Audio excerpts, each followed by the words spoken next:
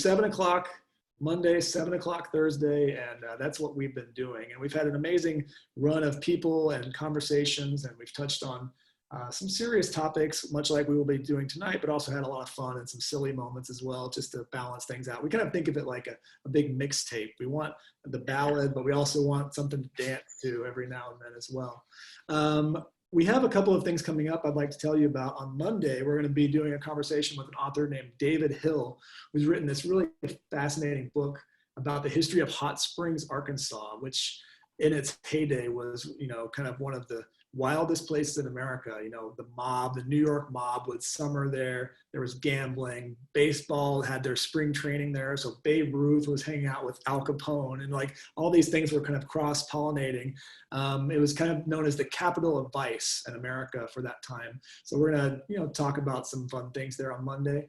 Another thing that we have coming up, especially pertinent to tonight's discussion, is on Sunday, August 30th at 2 p.m. We're going to be doing the virtual book launch for Hannibal Johnson's new book, Black Wall Street 100, which is a follow-up to his original book. Hannibal Johnson has been one of the leading kind of thought leaders, rather, in Tulsa for the past few decades, and really shining a light on some of the issues of Greenwood and Black Wall Street before a lot of people were talking about it at all. And so Centennial coming up quite soon, he's written this book that's kind of a restructuring of his previous book, Black Wall Street, which has been kind of a sacred text for people who have wanted to know more about that. So we're really looking forward to having that conversation on August 30th at 2 p.m. So today, well, let me say this. I get a lot of books sent to me, and we kind of have a mix of how we choose things. Sometimes things come across the transom. Sometimes I see something and I know that that's an event that I want to do because I feel like it's important for our community and what we're doing. And when this book came my way, Life of a Klansman by Edward Ball, I knew that that was something we wanted to make happen.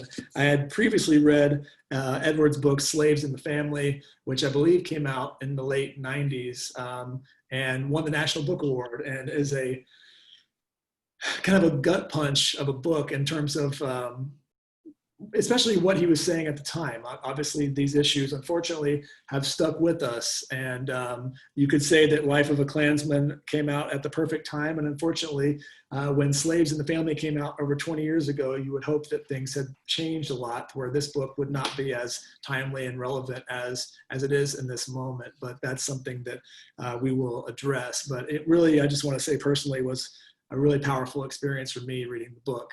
But I will not be our guest moderator for tonight. We've been trying to, one, because you guys get sick of seeing me all the time, but two, we want to involve as many community members as we can. And tonight, our guest moderator is DeVon Douglass, who is here, you can see with us as well, who also has a brand new dog, which might be joining us during this at some point. DeVon is the former Chief Resilience Officer for the City of Tulsa. I want to say I have been following her work from far. We just met for the first time now, but has done some really powerful work in Tulsa, but is also splitting her time between here and Houston, because right now she is the political director for the Greg Robinson for Mayor campaign, which I'm glad you were able to take a moment, because that must be a really hectic lifestyle right now in the middle of election season. Edward may not know this. We have, of course, the presidential election coming up in November, but our mayoral election in Tulsa is just a couple of weeks away. So we're really less than 2 weeks away.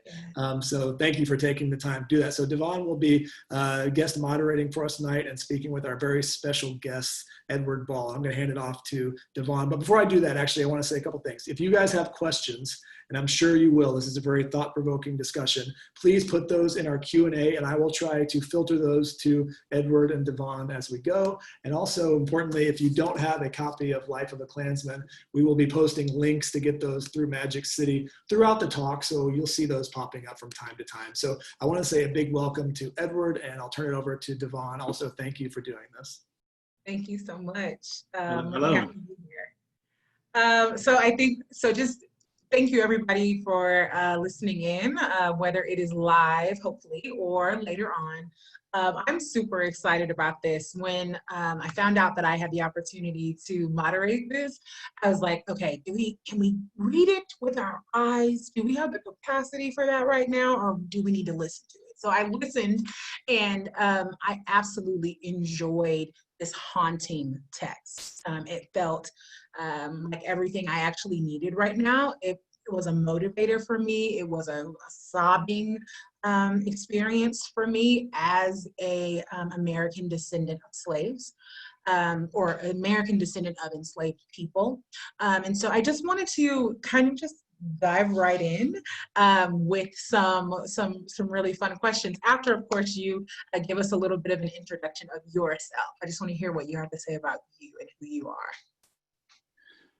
Well, I'm an author of history and biography. I published my first book 22 years ago. It was called Slaves in the Family, which told the story of my father's family in Charleston, South Carolina, who were major enslavers for 170 years. I published 6 books now. This book, Life of a Klansman, is my most recent. It returns me to family memoir and the history of race and enslavement in the South.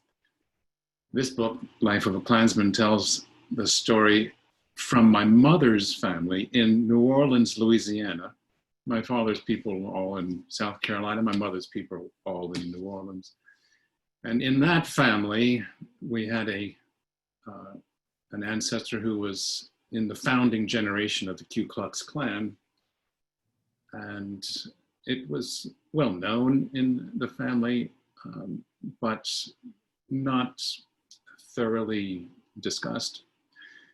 And I decided that I wanted to investigate this man's life and deeds as a way of reenacting, if you like, the origin story of white supremacy, trying to make personal and narrative how white supremacy came into form in the late 1800s, which enabled whiteness, to be circulated throughout the country. So this is a kind of biography of a simple person. He was a carpenter. He was a French Creole. His first language was French. He was a Civil War veteran in the Confederate Army.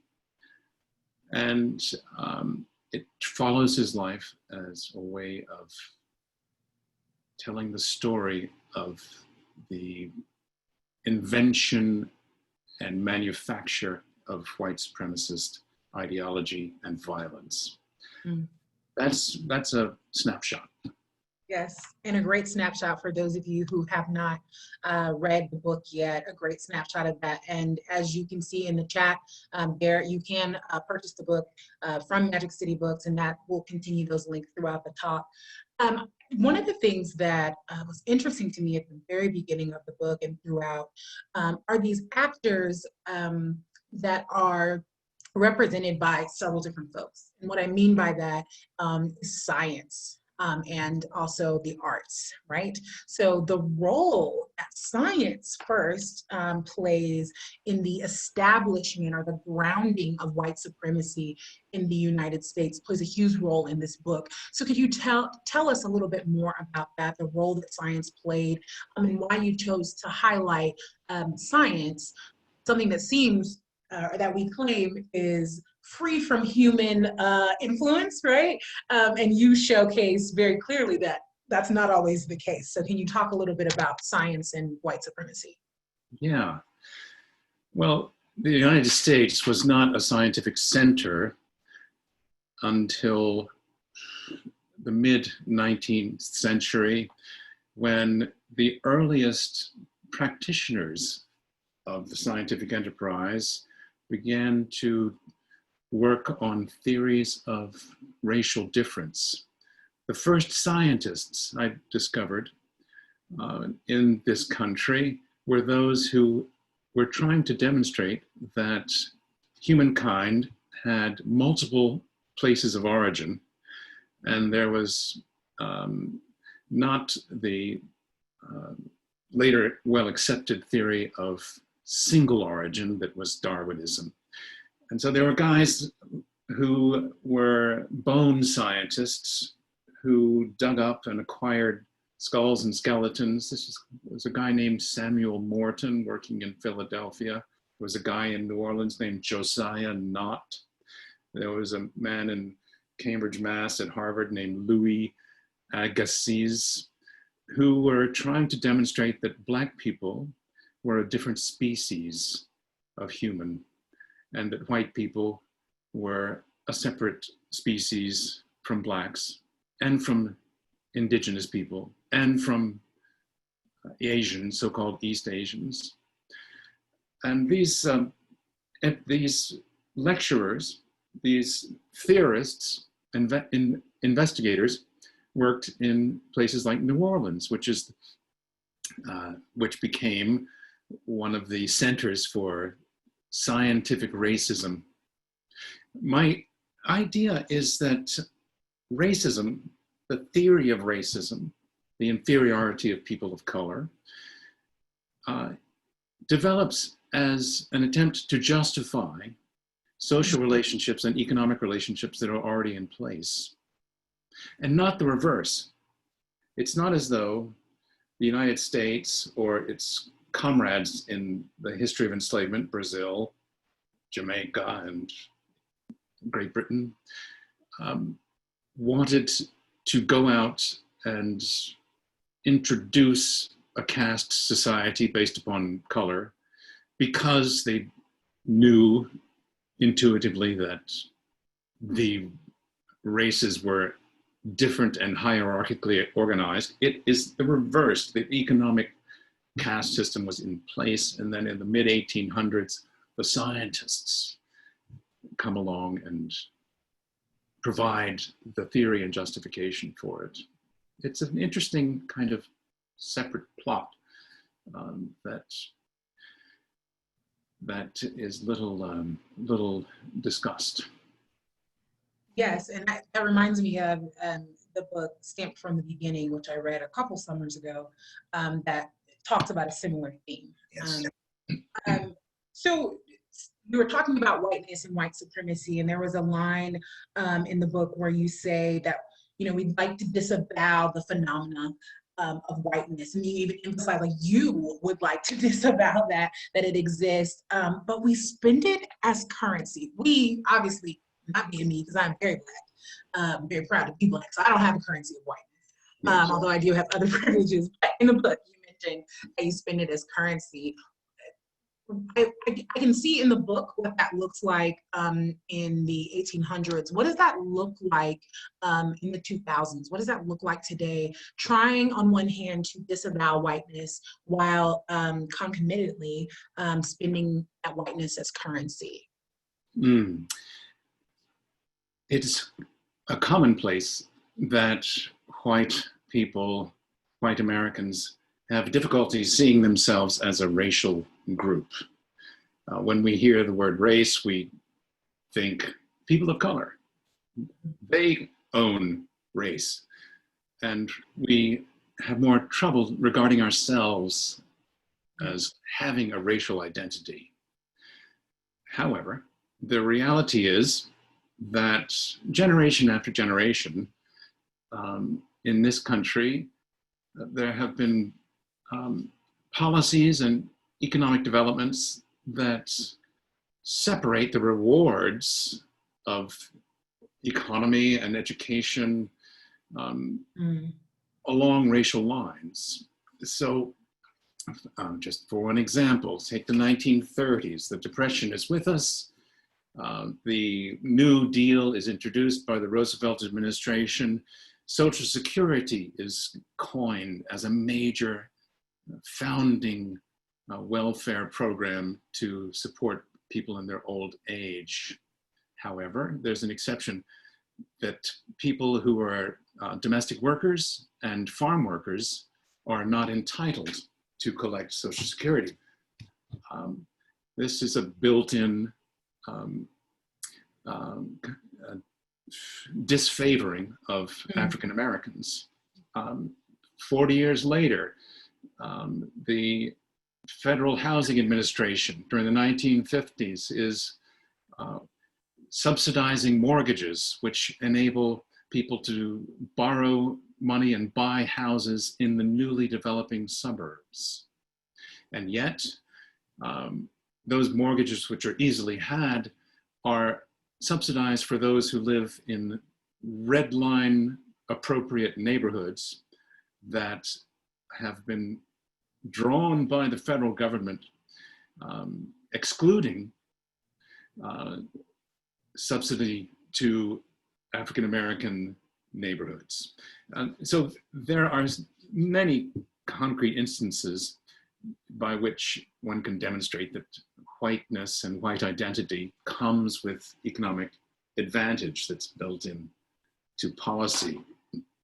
Now, there's another thing that I want to point to or just wave at, and that is the psychological wage of whiteness. The wage of whiteness is a phrase coined by W.E.B. Du Bois 80 or 90 years ago, which describes the kind of psychological benefit that circulates and uplifts white people, somewhat unconsciously. It circulates like a gas in the air, and it has the same effect, the same narcotic effect of a gas in the air that elevates white people who, and if anyone of sensitivity who is of white racial identity would recognize what I'm about to describe, which is that when you, as a white man, walk down a street, you do feel a sense of ease and ownership and comfort about inhabiting public space. It feels like it is yours in some way, whereas that is not the experience that many people who are non-white have of public space. So that's another kind of wage of whiteness. That's you. Ooh, I had to catch my breath after that. Like I had to several times while listening to the book. I think of my life as a Black woman living in the United States, and how, being kind of, maybe not people do it on purpose, but being forced off of sidewalks by accident, being like not being regarded in stores unless people are following me around to make sure I'm not stealing anything, and the like, right? And that can be, it can be jarring, of course, and hearing someone who is a white man say out loud that you actually do feel, I guess, the opposite of what I feel when I'm in public spaces, I don't think comforting is the right word, but there's something about hearing someone acknowledge that level of privilege out loud in a very public way, not just in the book, but just hearing you say it out loud it does something to my soul. I don't know exactly what. I'll have to ruminate. So one thing I want to bring us to some local issues. Recently there have been shootings and other killings by law enforcement across the country. Some names stick out, like Michael Brown Jr. From St. Louis, Missouri, like Terrence Crutcher from Tulsa, Oklahoma, and more recently George Floyd, who was from Houston but living in Minneapolis. And that has led to a whole lot of unrest, right? And I wouldn't even say it led to unrest. It kind of like just tipped everything like over the edge. And so because of that, now we see things like Black Lives Matter, folks are popping up with all different types of organizations and slogans and sayings to speak to the moment. Recently, of course, in Washington, D.C., there was the Black Lives Matter in that bold, bright yellow on the street, and other cities followed suit. We did so as well in Tulsa, Oklahoma. And then we saw some vandalism to that. How do you respond to folks who are either who are sympathetic to the Black Lives Matter cause, or people who are actually Black and who are experiencing and living this life? How do you respond to them, like with a historical perspective, to keep going, to not give up hope, and to keep pushing when people vandalize by throwing blue paint or painting over it with black paint, as we've seen in other cities around the country? How do you energize and encourage folks to keep pushing for the right thing in history? Well, white supremacy is supple and responsive. Mm-hmm. And as much as we feel progress, there's a progress narrative around racial justice, there is correspondingly a progress narrative in white supremacy, responding with more sophisticated forms of management and subordination and co-optation. And that's certainly what we felt in the past 5 years. There has been a backsliding, a serious backsliding in our, if you call it, race progress narrative, and it's been demoralizing. However, as you're implying, this summer, for tragic reasons, there has been a rebirth of an optimism around the progress narrative. Tragically, because so many people have died, and because George Floyd died a horrible death. However, there are conspicuously now tens of millions of people who are experiencing a racial awakening and recognition that previously many had not felt. Mm-hmm. And I find that very uplifting and hopeful, and especially hopeful in the teeth of the white supremacist cascade that's been coming from Washington for 5 years. It's hopeful, and it portends good things. So that's how I would describe it. Yeah. So one of the things that stood out to me in this work that I often don't see when people talk about slavery are white women's role in this, right? People, when they close their eyes and they think of the Klan, or they think of, slavers, they typically think of men, right? That's what's portrayed in media typically. You gave space not only to the experience of the men in your family, but also the women in your family and others who participated in the institution of American slavery. Talk to me about that balance and how, that difference between what we typically see as white supremacy being a male-only institution, and then the reality that you learned of that men, women, and all genders can, have, and do participate in white supremacy. Yeah. Well, this book tells the story of one man whose name is Constant Lecorgne, a Frenchman, a carpenter in New Orleans in the mid-1800s and after the Civil War. And he enters the earliest white militias that arise in New Orleans right after the Civil War, and becomes a marauder and a fighter in several white militias. And the book concentrates on his story. It is true that the white militias, the white supremacist militias such as the Ku Klux Klan and others throughout the generations have been dominated by men. And yet, white women in the Deep South played a corollary role in the movement and in the social arrangements that preceded it. There were, to take the case of slaveholders, there were approximately 2 million slaveholders in the Deep South at the end of the slave period, and approximately 500,000 of them were women. And take the case of Klanswomen. The Klanswomen in the first generations were the ones who made the costumes. The men, for example, this man Constant Lecorgne, my ancestor, my grandmother's grandfather, who was a frontline fighter and assault figure.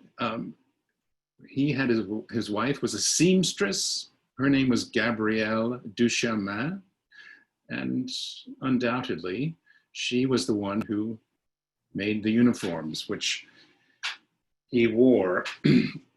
And there are many traces of evidence that show that white women are not the innocent brides of fantasy, but they are right there, side by side, shouting at the rallies and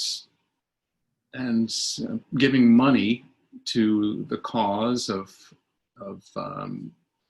white rule alongside their menfolk.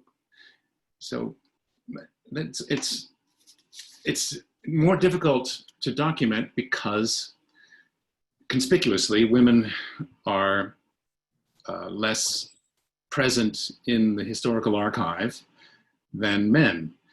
African American women are less present than white women. White women are less present in the historical archive than white men. And yet it's possible to reconstruct people's lives with some persistent care. So could you tell me a little bit more about, you talk about the massacre or a massacre in the book. Tell me a little bit about the massacre that happened that you discuss in the book, or tell everyone, not just me, you all can listen in too. Yeah. Well, my grandmother's grandfather, Constant Lecorgne, comes home from the Civil War as a veteran, embittered and in despair, to New Orleans, and he finds that he is in competition with African American men who are freed and in the labor market. They are craftsmen like himself. He finds that Blackness is now a public authority, with Black people occupying positions in politics and starting businesses. And he develops a terrific rage and resentment, which carries him into a white supremacist cell that is, curiously enough, organized in a fire department. The fire departments were the seedbeds for the first white militias in the Deep South. In New Orleans, the volunteer fire departments became companies of white militias. So he's in this fire department called Home, Hook, and Ladder, which is in his neighborhood. And a year after the Civil War, African Americans are agitating for the right to vote for Black men. It's 1866, and there's a meeting called in downtown New Orleans at a place called the Mechanics Institute. 200 people who were there to rally for the right to vote for Black men, maybe 200 people outside, 300 people outside. The white mayor of New Orleans sends the police and fire departments to break up this meeting. And a massacre ensues. It's July 30th, 1866. Within 2 hours, about 200 African Americans are dead in the street of New Orleans, in the center of the city, scattered within a quarter-mile radius. It's a disaster unlike any, the largest race massacre to that date. And it appears that my ancestor was present at the scene. There is not an honor roll of killers that survived, because the white supremacist killers do not write their names down and save it. But the Right. circumstantial evidence is quite good that he was there. And this massacre has the effect in Washington, D.C., of provoking what historians call radical reconstruction. It so shocks the liberal Congress in Washington that the Reconstruction Acts are passed, which quite soon extend the vote to Black men for the first time in our national history. So it's kind of a pivot moment in our political history. It's interesting, before you mentioned this, and you kind of touched on it just now, how the racial progress and then the white supremacist progress that always seems to come behind. And we saw that as well in Tulsa, Oklahoma, right? You had Greenwood, the historic Greenwood, that was a burgeoning, you're an author, is that the right word? A growing a community of Black wealth, utterly destroyed overnight on May 31st, 1921. The centennial of that is coming up, obviously next year. And the centennial of the Red Summer of 1919 has already passed. It's already here, yeah. Yeah, we've got there, and we're done.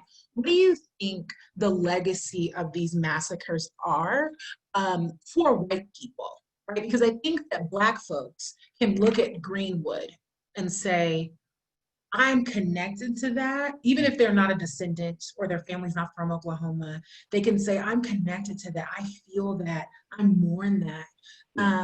But how, and this, not just with the Greenwood massacre, the now largest of its type in this country, but all of these, how do white people, or your advice to white people, and how do you grapple with the legacy of that and your connection to that? Yeah. Well, it's difficult and painful, but the goal is to acknowledge that the episodes of white mob violence were committed in our name, our meaning the name of us as a race of white people. I am attracted to the use of the word tribe. There's a tribal quality to whiteness that you can see in episodes of mob violence, like the Tulsa massacre, and like the Mechanics Institute massacre, and like the Colfax massacre, which was another one in Louisiana. And it is hard to come to grips with the fact that those episodes of rage, white rage, directed against people of color, in some distant and mediated way, help to clear space for white comfort and authority and security. Yet today, they were done on behalf, the supremacist marauders were the tip of the spear, they were fighting on behalf of their racial group. And they were quite explicit about this.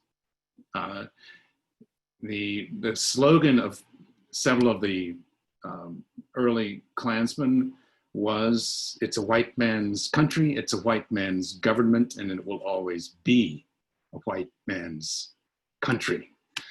And they knew that what they were doing was going to help their children and grandchildren. And in fact, it does. So my hope is to acknowledge that, and to find some way of reckoning with it. They were fighting on our behalf. And it's not pretty, but it's arguably true that those massacres were done for us. It's part of the, there's another way of talking about American history, and that is not to talk about the hard parts and to censor the stories that are more painful, such as the internment of the Japanese during World War II, such as the massacres of Native people as white settlers spilled over the Appalachian Mountains into the Middle States, such as the trade in West African bodies. There is a kind of ginger and deflective way of talking about those stories, and that is not to talk about them. I prefer to talk about them in a way that allows us to make sense of them and absorb them. I wonder, we just had this week the 3-year anniversary of Charlottesville, and that was, I think, a real turning point. I think we'll look back at that moment, unfortunately, for a long time to come. Slaves in the Family came out in 1998. You covered some similar territory here, and as you mentioned at the beginning, this is in some ways a bookend. It's the other side of your family, and it does seem like you've been kind of working towards this. I do wonder how long you spent on the book, and if some of those events a few years ago started you thinking more about going down this path, or how long this project had been in gestation for. Mm-hmm. I started working on this book about 6 years ago, 2013, 2014. In the later years of the Obama administration, and friends of mine said, well, why do you want to write about a Klansman? I mean, it's so anachronistic. It's so irrelevant. And it's just dirty stuff that will distract us from the work of organizing a better society. And then the massacre in Charleston, South Carolina happened at Emmanuel AME Church in June 2015. As we all know, a 21-year-old guy walked into a prayer meeting and shot dead 9 people. And then the killing of Michael Brown, of Tamir Rice, of Trayvon Martin, of Alton Sterling, of Freddie Gray. The list is quite long. And I powered up my effort to write a story about the origin of the idea system that fuels this kind of white rage. So it took me about 3 years altogether to do the research and another 2 years to write it. Yeah. And, I think one of the things, you mentioned the Obama administration. I look back and think how naive we were to be having conversations the word post-race was talked about so much when Obama was elected, and people were saying, well, we got over that. We elected a black president. Now everything's fine. We were having those discussions. I remember them on TV all the time. People were talking about those kind of things. And obviously we know just a few years later that that was not the case. I mean, in some ways it was coming from probably a hopeful place and a certain naivete, but we are definitely not there. When speaking of the Ku Klux Klan specifically, I was listening to something yesterday, and they were talking about how people, they were talking about World War I specifically, and how it never came to life for them until they saw colorized versions of those photos, because people are trapped in this idea that in the black and white photograph, it seems so distant to them that they don't have any relationship to it. The Ku Klux Klan seems, for the most part, so people think of it in a time capsule in a certain way. They don't think of it as something that's very present now. Certain things like Charlottesville and other things maybe brought that back to life a little bit, but it's something that I don't think people really think of in a contemporary space. But we've had conversations here in Tulsa about, renaming elements of our city that are named after people who were very active in the Ku Klux Klan. Tulsa is the birthplace of David Duke. Many people don't know that, and very few people ever even talk about it. I only learned it within the last year, maybe. I've lived here my whole life.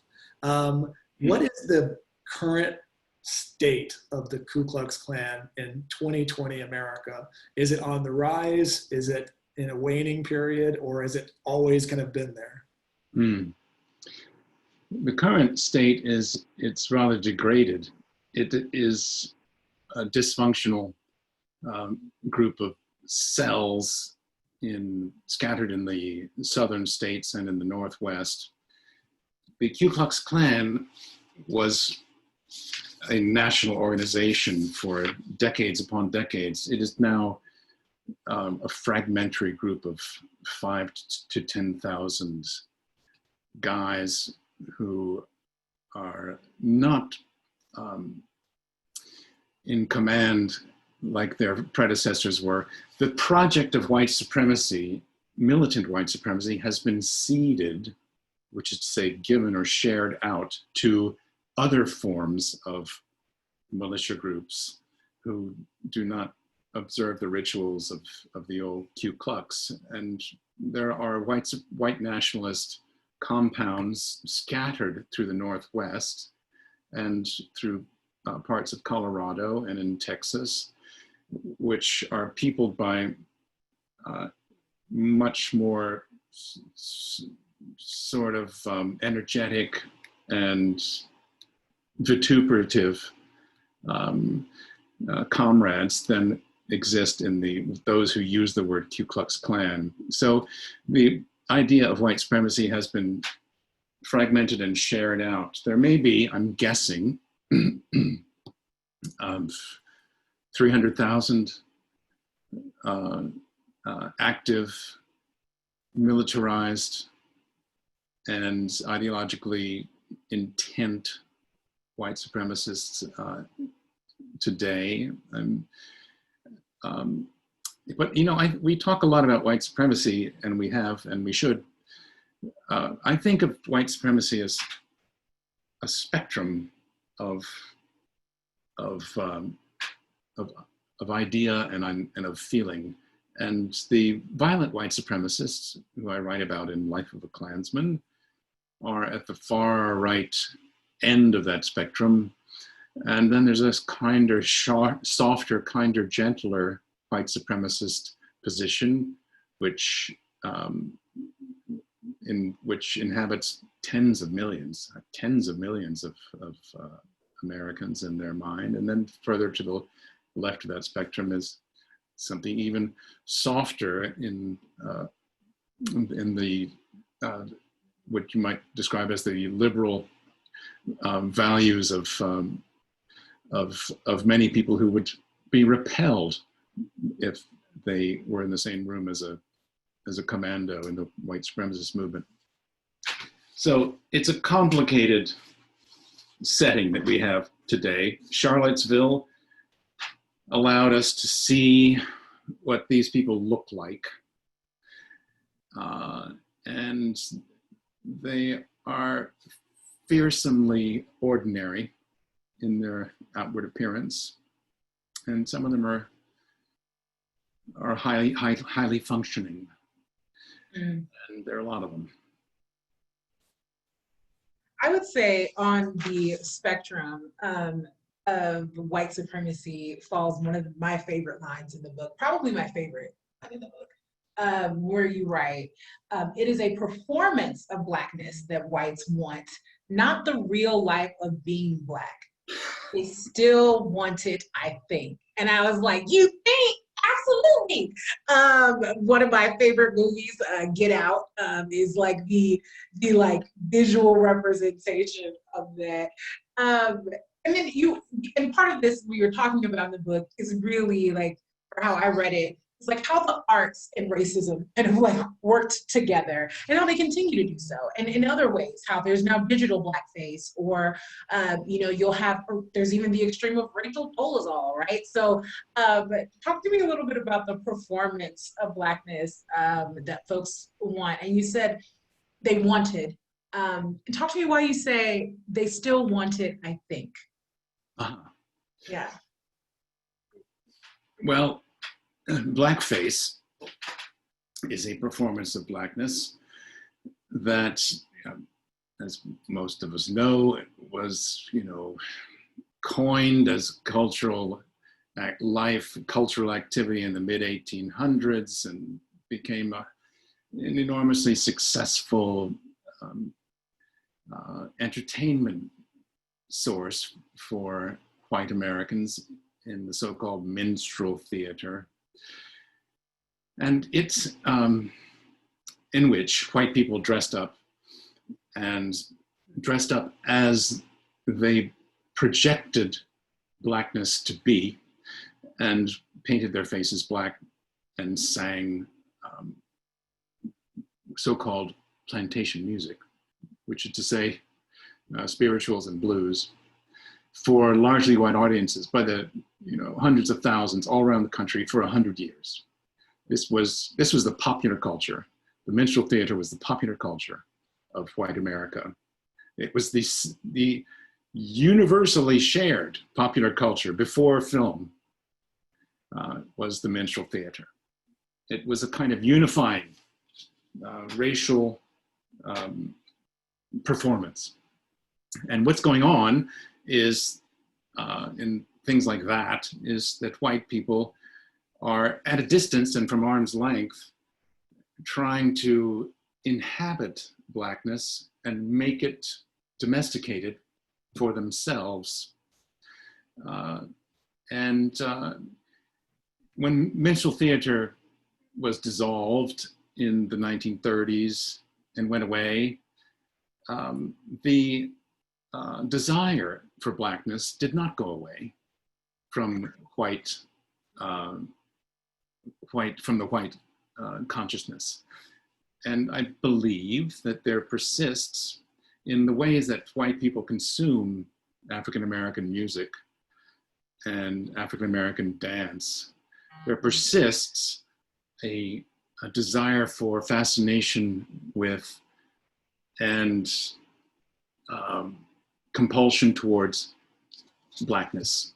I'm speaking in the abstract, but it's something that motivates the personal lives of many, many, many white folks. And I mean, I'm not immune to it.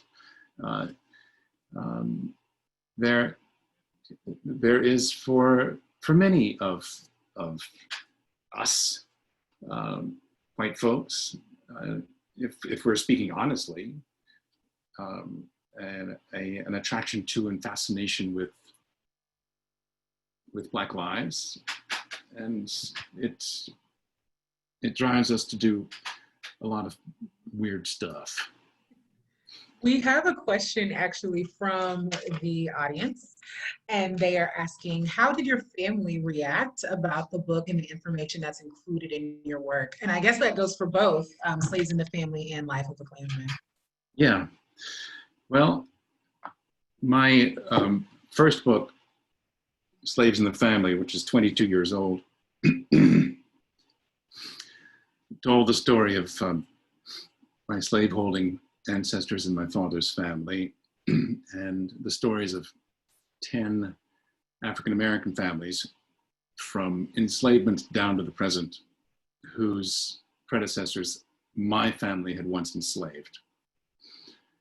And that book divided my family, which is a large white family in Charleston, South Carolina. And many people in my family were frightened by it. And I became something of a pariah for several years in my father's family. But that has faded. Everything's fine. Now I've written this book about the Klansmen in my mother's family in New Orleans, Louisiana. It's a smaller group of people. Now, no one in this family was excited that I was going to make public the story of our Klansmen. But no one tried to stop me from doing it. And things are pretty good there.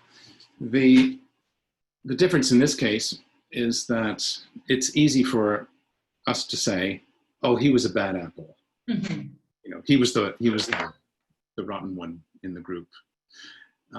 We're not like that. And he was an extremist, and we're better than that. Right. That is true, but it's also a way of deflecting the caustic heart of his story. Yes. I think we could talk for a long time about this, and there's so much that we haven't gotten into, but of course a lot of people will be able to do that by reading the book, and hopefully have discussions with people in their lives.